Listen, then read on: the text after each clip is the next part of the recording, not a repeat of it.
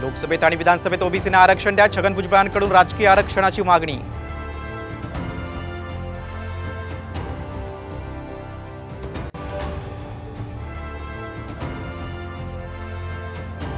मनोज जरांगेंची प्रकृती बिघडली, 2D eco आणि ईसीजीद्वारे मनोज जरांगेंची तपासणी.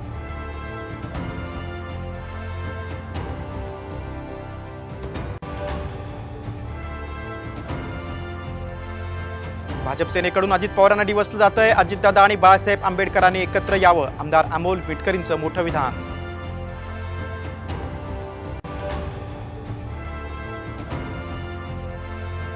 अमरावती जिल्हाधिकारी कार्यालयात जोरदार राडा, आमदार यशोमती ठाकूर आणि खासदार वानखेडे कुलूप तोडून कार्यालयात घुसले.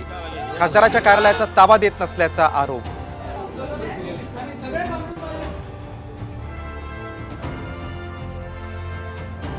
पूजा चव्हाण मृत्यू प्रकरणाचा फॉरेन्सिक अहवाल समोर आणा, नाना पटोलेंची पुणे पोलिसांकडे मागणी.